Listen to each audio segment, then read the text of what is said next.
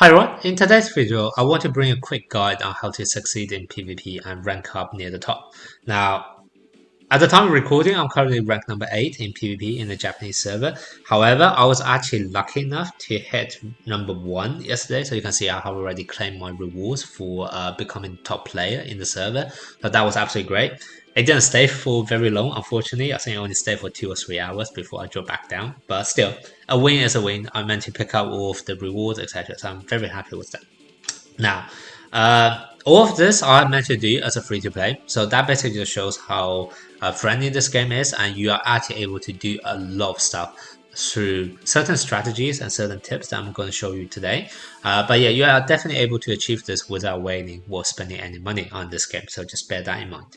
Now, the main thing to take away on PvP is that you really want to concentrate on your defensive win rates, and you really want to have a good defensive team who's able to bring in those wins.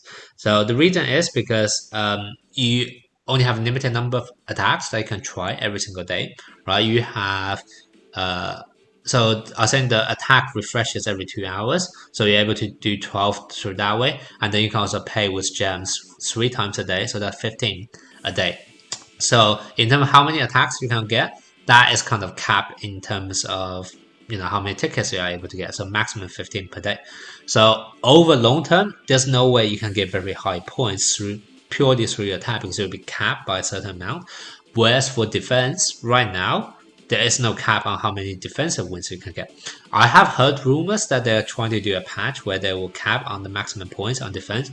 I don't know what is that cap gonna be, but at least as of now, it's definitely more important for you to pick up those defensive wins, because it's only through your defensive wins that you're able to actually get extra points on top of what you're already able to achieve from attacking, etc. So defensive wins is definitely very important here. So take me as an example. I have won about 400 games or so, and 300 of them came from my defense, and only 100 from me actually attacking people.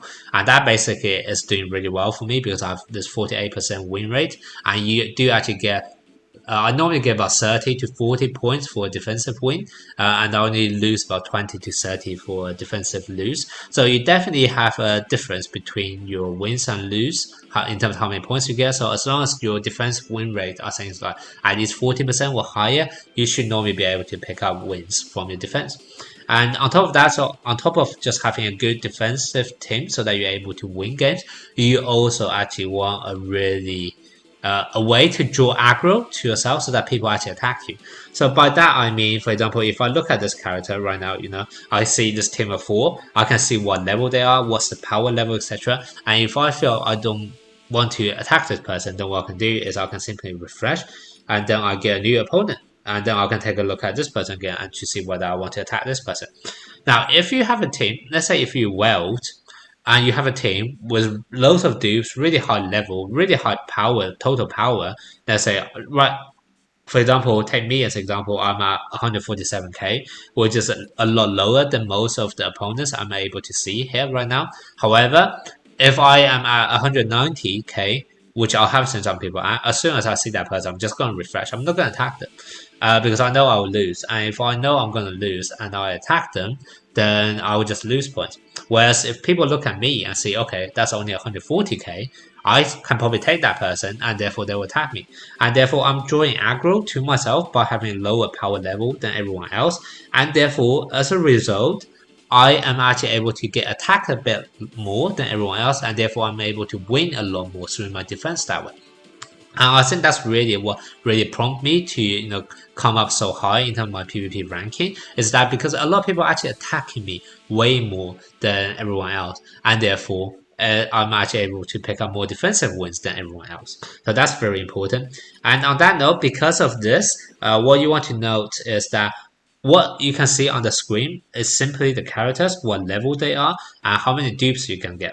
A lot of the other stuff like gears, what your ability, what level are your skills, those are not seen by anyone else. So if you really want to draw maximum amount of aggro to everyone else, in terms of the priority of what you should farm, you definitely want to leave the experience till last. It's absolutely fine to appear weaker than everyone else. I was able to beat level 100 teams with only my characters at like level 80 or 85, I believe. So level difference is very easy to overcome. However, all of your other abilities and also your gears, etc., because those are not visible, people just look at you, think they can take you because you have such a low level, but then you're able to surprise them because your characters are actually a lot stronger than they look.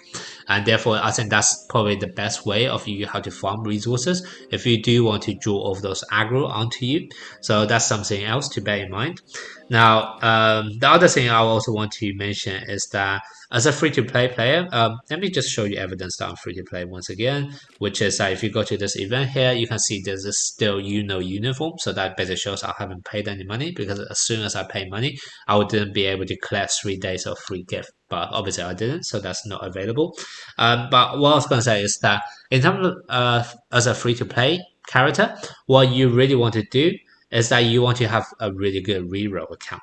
So if you go into all of the banners, so I spent a lot of time on this. I actually wasted 3 days just on rerolling, but like I said, it doesn't matter. If you're actually behind by 3 days, what's gonna mean is that your power level is gonna be lower than your average player in the same rank, and therefore people will attack you more, and you are gonna get a lot more aggro that way, and therefore pick up more defensive wins. So it actually works to advantage to some extent. Obviously, it don't take too long because you are losing out on some daily rewards, etc. But it's totally fine to spend a solid day, 2 or 3, etc. to get a perfect count, which is exactly what I've done because I managed to do a reroll, managed to pick up Ready Army in the first 10 pulls, and also pick up my Rare Fagoda in the first 10 pulls. So that was amazing, and that's kind of why it's worth it for me to take all the time to reroll. Now, if you are actually rerolling, there's one character I highly recommend you to get, and that's going to be Lotus. Lotus to me is making an absolute difference in PvP because he's able to, first of all, remove debuff, which is remove opponent's buff, which is great. Able to reduce speed, great. Able to apply incapacitate, which reduces the enemy's defense. 3 really amazing skills all in one character and all in one move as well. It's all his special move. So he's absolutely great character. So at the start of your game, when you have those first 10 pulls where you are guaranteed an SSR, definitely try to get a Lotus from that. However, from rerolling perspective, what you really want to do is you want to reroll on either Yami or Fagonian banner, and you really want to get just one of those characters within your first 10 or 30 pools that you're able to get at the start of the game for free. So you definitely want to do that. The reason is I'm currently, I think, 10 days into the game right now, and what I have is I have done all 200 rotations or 200 pulls in the seasonal banner to hit the full pity. And also you can see I have like 27k gems, which is enough for another 200 pulls, any of the other banners. So from a collector point of view, if you're actually able to guarantee one of those limited characters, so Yami or Fagonia, very early on in the very 30 pools, let's say, then afterwards you will still have enough gems to go through all of the other 2 banners by themselves, and therefore you are still able to capture pretty much all of these limited characters. So that's what I would recommend. And in terms of who to go first, I definitely think you should try your reroll on the Red Yami, because for Fagonia, I think he's only going to be good when you have Nozel. However, if you are going to guarantee your SSR, your first SSR to be Lotus, like what I recommend, then there's no guarantee you'll be able to get Nozel. And for Golden without Nozel, I think it's definitely not as good at all. So even though I use Fagonian as my main defense team, and also that's kind of why I am able to surprise people and pick up those wins with the Fagonian Nozel combo, I wouldn't actually recommend him without Nozel. So that's why I would recommend try your reroll on Yami, then go through your full 200 pulls on the season banner to try to get all 3 if possible within that time, and also all of your other, let's say, daily free pulls, etc. If you manage to get lucky and get Nozel, then you can then go to the Fagonian banner, and you can then reroll. Sorry, not reroll, just pull as much as you want until you get Forgotten, and then you can complete the Forgotten without combo, etc. So those what would be what I recommend when you first start off the game in order to for the rerolls. Then afterwards, like I said, what you want to focus on is you want to focus on the trace abilities and the equipment rather than experience. If I have to make a priority out of them, I would recommend the trace abilities first. The reason is that for any kind of I guess gears or item in this game, there are normally different tiers. So what you can see here is that for this one, there's this purple version, which is like the highest grade possible. So I rank stage 5. I haven't been able to unlock those purple ones. Whereas I rank 6, stage 6, I'm then able to unlock those purple grade ones. And similar thing for gears, but it's just LR gears or SSR gears, etc.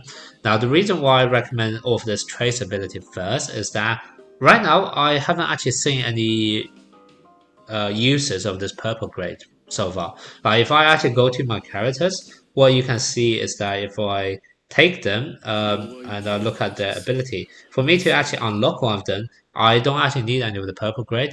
I have a suspicion the purple ones are only going to be relevant once you unlock all 6 of them. I need to unlock the one in the middle. However, vast majority of the time you are only going to be used 2 out of those 6 all of the time.